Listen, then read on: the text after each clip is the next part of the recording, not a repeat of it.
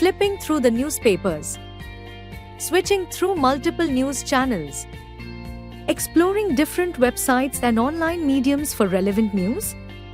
Keeping up to date with important news is not only time-consuming but also requires meticulous upkeep of notes for thorough revision. With a limited period in hand and abundant resources to study from, do not let current affairs come in the way of your prelims success.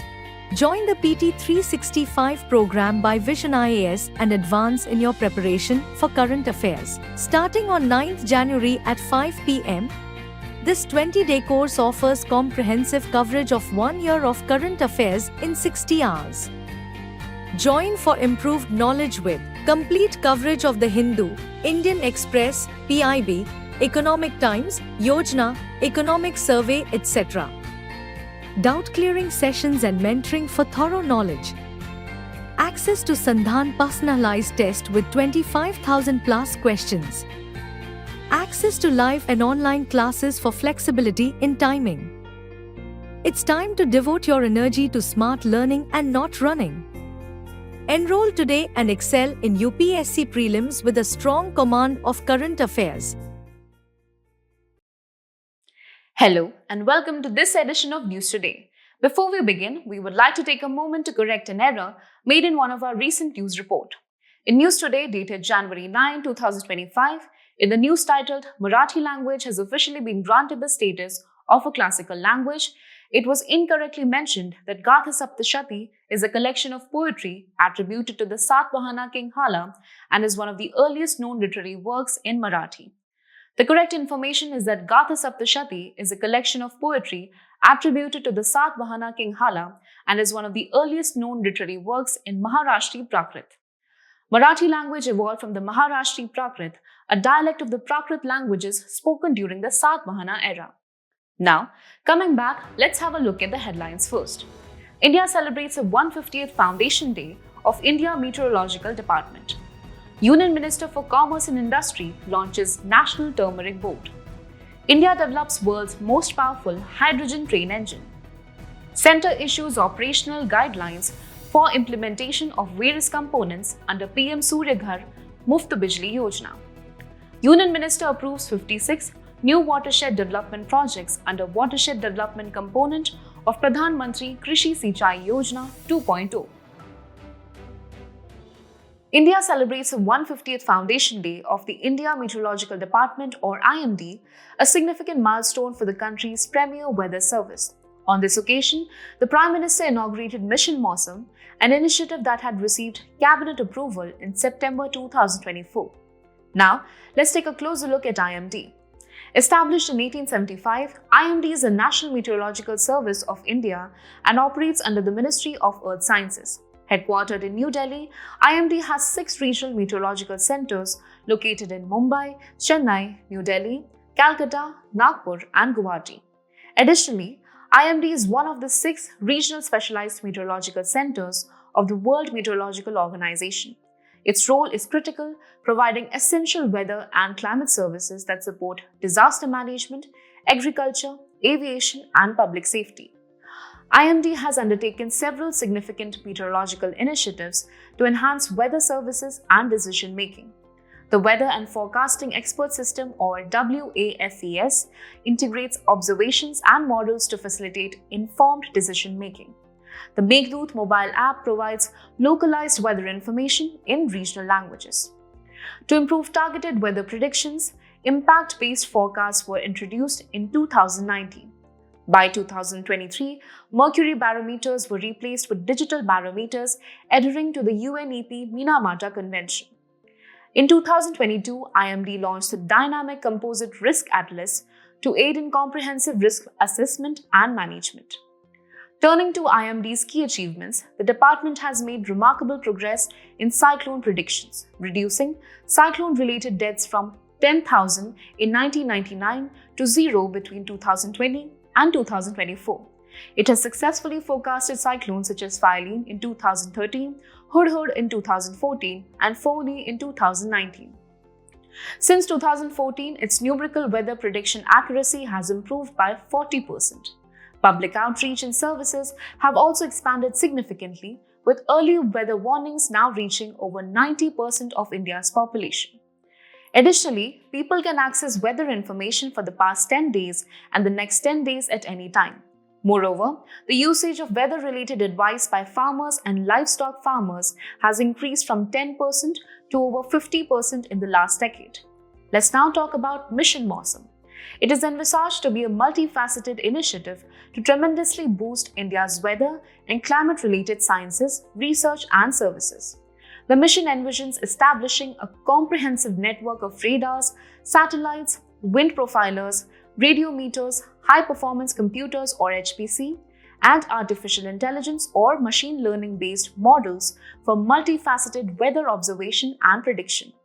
A key feature of the mission is the establishment of a cloud simulation chamber at the Indian Institute of Tropical Meteorology or IITM to test weather interventions like cloud seeding. This ambitious program is being implemented by the Ministry of Earth Sciences and is expected to revolutionize India's meteorological capabilities. In a significant development, the Union Minister for Commerce and Industry has officially launched the National Turmeric Board or NTB, an initiative aimed at enhancing India's global leadership in turmeric production and trade. To provide some context, the establishment of the National Turmeric Board was officially notified by the Union Government in October 2023. The board is headquartered in Nizamabad, Telangana, a major turmeric producing region. Functioning under the Ministry of Commerce and Industry, the NTP is an executive body, not a statutory one.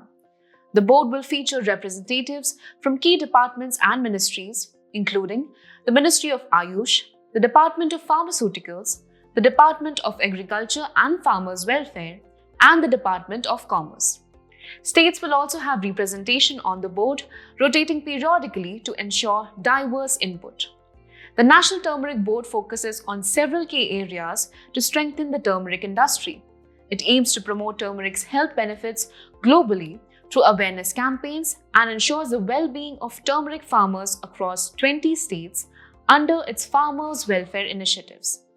The board is committed to market expansion by strengthening logistics and marketing for new markets, while also maintaining stringent quality and safety standards through quality assurance measures. Furthermore, it emphasizes yield enhancement to increase turmeric production and boost farmers' income. Lastly, it prioritizes research and development to promote innovation in turmeric products for global markets. Turning to India's dominance in the global turmeric industry, the country stands as the largest producer, consumer, and exporter of turmeric, accounting for an impressive 70% of global production and 62% of global trade. In the year 2023-24, India cultivated turmeric across 3.05 lakh hectares, yielding over 10 lakh tons. Major turmeric producing states include Maharashtra, Telangana, Karnataka, and Tamil Nadu. Adding to the diversity, India grows over 30 varieties of turmeric across more than 20 states. Notable varieties with geographical indication or GI tags include Erode turmeric from Tamil Nadu, Lakadong turmeric from Meghalaya, known for its high curcumin content, and Kandhamal haldi from Odisha. Looking ahead, the government has set ambitious targets for the sector. Plans are underway to double turmeric production to 20 lakh tons within 5 years, with exports projected to reach $1 billion by 2030. Now, let's focus on turmeric itself, often referred to as the golden spice. Scientifically known as Curcuma longa, it is a perennial rhizomatous herbaceous plant native to the Indian subcontinent and Southeast Asia. Renowned for its medicinal properties, turmeric is anti-inflammatory, antioxidant, and has detoxifying properties. It helps protect the liver from damage, supports detoxification, etc. Turmeric thrives in tropical and subtropical climates requiring temperatures between 20 degrees Celsius and 30 degrees Celsius. Annual rainfall of 1500 to 2500 mm and well-drained fertile soils rich in organic matter. It grows best at altitudes of up to 1500 meters above sea level. This marks a significant milestone in strengthening India's position as a global leader in turmeric production and trade. Moving ahead, India has achieved another milestone in its journey towards sustainable development. The nation has developed the world's most powerful hydrogen train engine. showcasing its commitment to indigenous innovation and green energy. Let's delve into the details of this incredible achievement and explore its significance. This state-of-the-art engine, developed by Indian Railways using indigenous technology, boasts an impressive capacity of 1200 horsepower. To put this into perspective, only 4 countries in the world, Germany, France, Sweden and China, currently operate hydrogen-powered trains, and their engines produce 500 to 600 horsepower. The first trial run of this engine will take place on the Jind-Sonipat route in Haryana. Now, why hydrogen? Hydrogen is a clean and versatile energy source with immense potential to decarbonize transportation, industry, and power generation. But did you know there are different types of hydrogen based on their production methods? Let's take a quick look. First, we have blue hydrogen, which is produced from natural gas through a process called steam methane reforming, where natural gas is mixed with very hot steam and a catalyst. Carbon dioxide is also produced as a byproduct. Next is grey hydrogen, which also uses natural gas via the same process but emits significant amounts of carbon dioxide. Then there's green hydrogen, the cleanest form produced through water electrolysis powered by renewable energy sources like wind or solar with no harmful byproducts. And finally, pink hydrogen, which is generated through electrolysis powered by nuclear energy. So, what makes hydrogen such a promising energy source? There are several advantages. Hydrogen is incredibly abundant. It makes up 75% of the mass of the universe.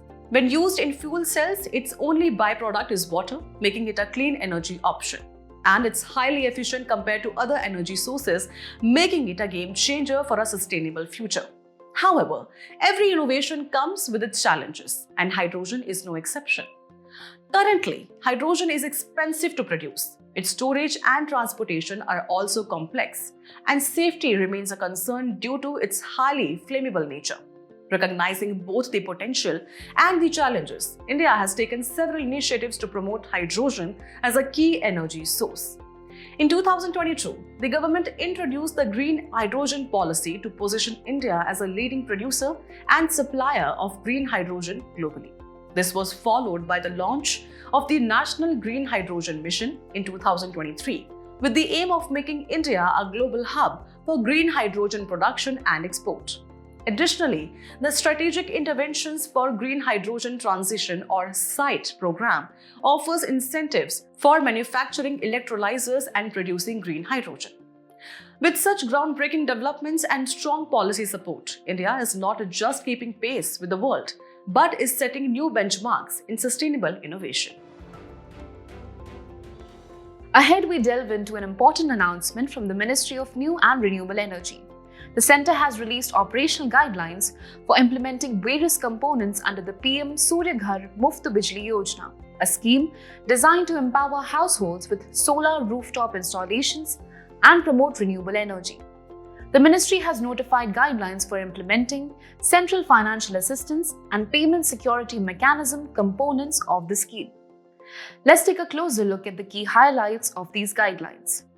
Starting with the models for installing rooftop solar or RTS plants, the guidelines introduce 2 approaches. The first is a Renewable Energy Service Company or RESCO model, where private entities procure, install and maintain RTS plants. Consumers in turn pay a tariff based on their electricity consumption. Furthermore, RESCOs have the option to sell any excess power generated to DISCOMs under a power purchase agreement. Moving on to the second model, the Utility-Led Aggregation or ULA model involves DISCOMs or state entities installing solar projects on behalf of households, making the process more accessible. Now, let's shift our focus to the financial assistance offered under the scheme. The guidelines specify that Central Financial Assistance or CFA will be provided to 1 crore residential consumers for rooftop solar installations. To qualify for this assistance, the RTS plant must be grid connected and tagged to a residential power connection with the local DISCOM. Additionally, only domestically manufactured solar modules are eligible for the scheme, and existing RTS installations do not qualify for CFA. In the case for the ULA model, the financial assistance is limited to households with installations of up to 3 kilowatt. Moving forward, the scheme also includes a payment security mechanism for de-risking investments in RESCO-based models.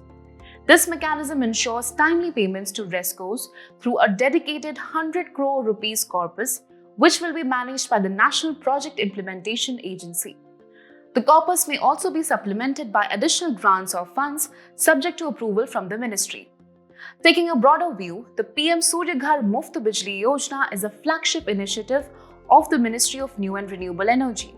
The scheme aims to increase solar rooftop capacity while empowering residential households to generate their own electricity. It will run until the financial year 2026-27 and will be implemented at the national level by the National Program Implementation Agency, while state implementation agencies will oversee its execution at the state level.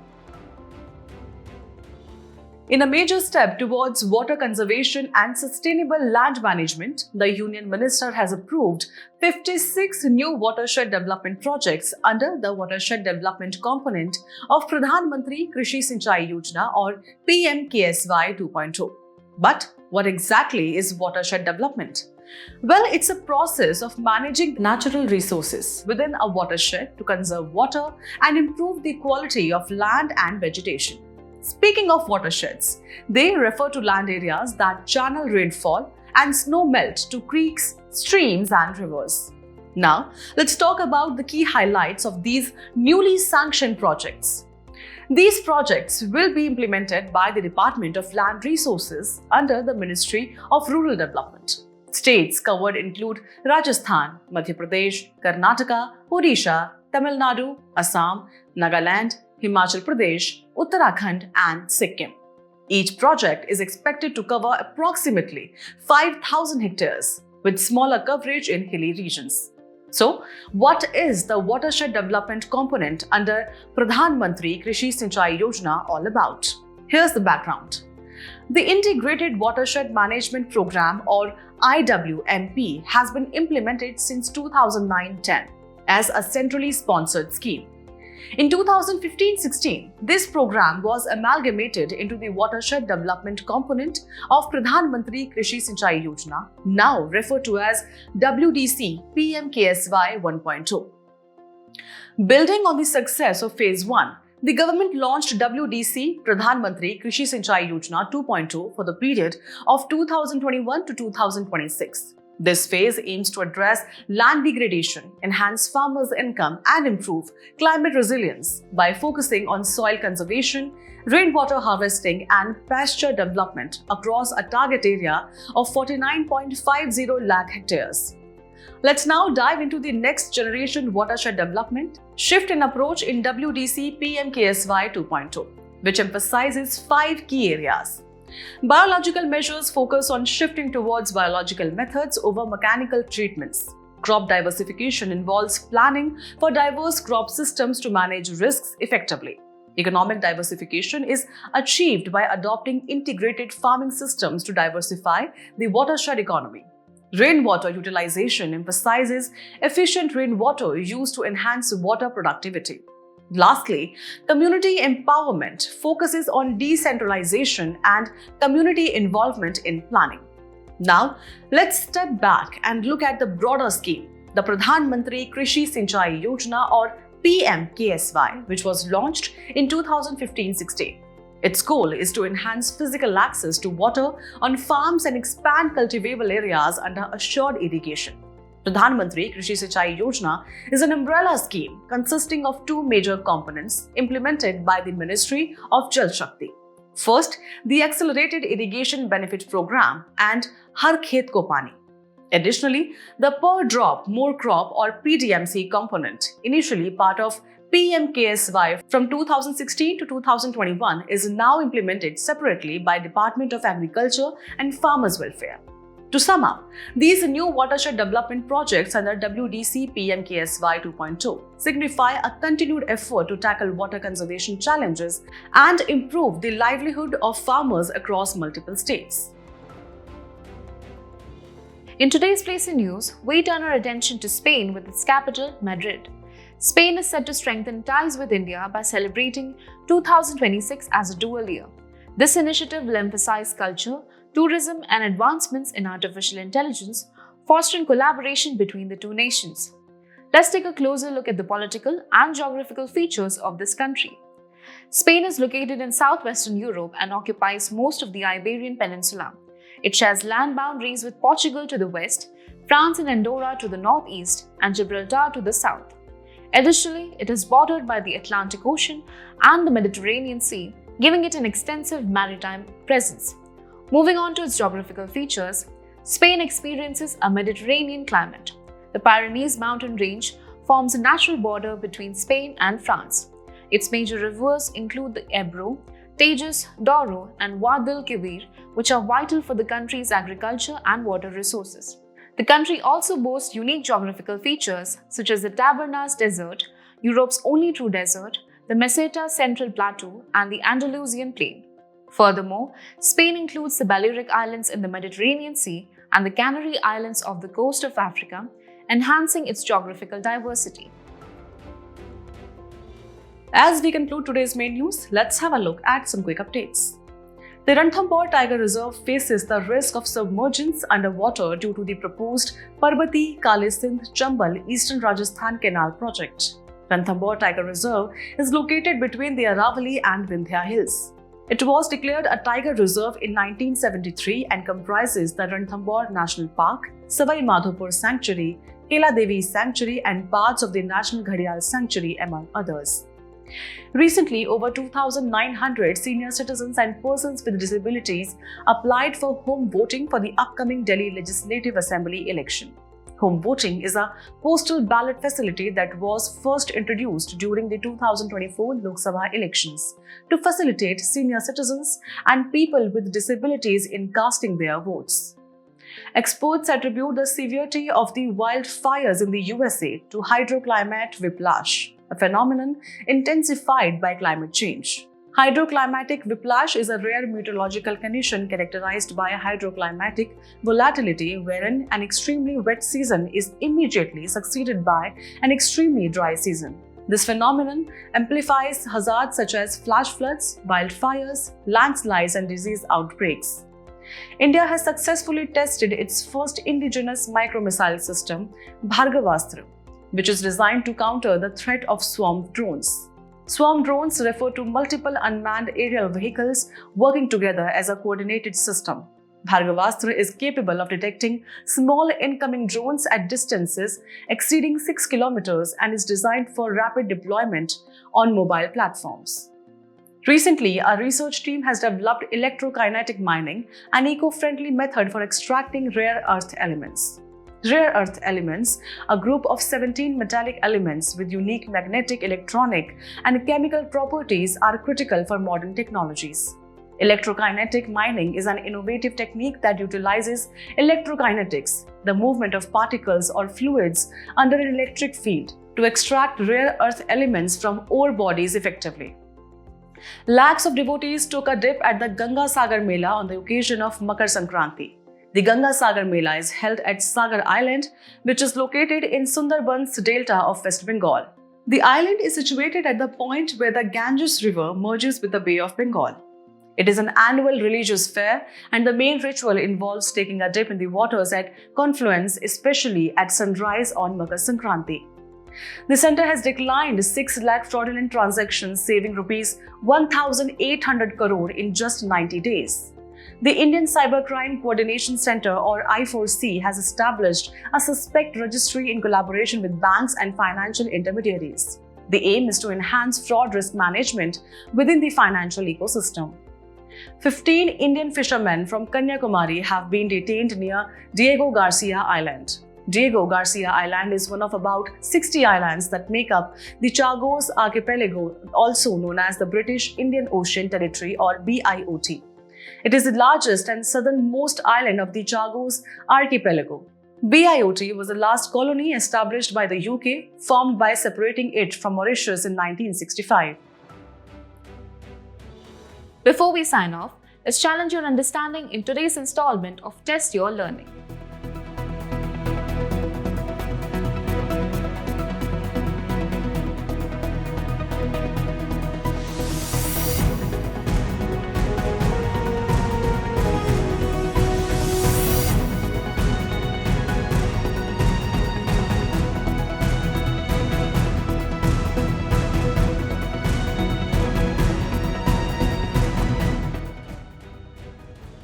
Thank you for joining us. We hope you found this episode of News Today engaging. For the solutions to the quiz and to access the PDF version of News Today, remember to visit the provided links in the description.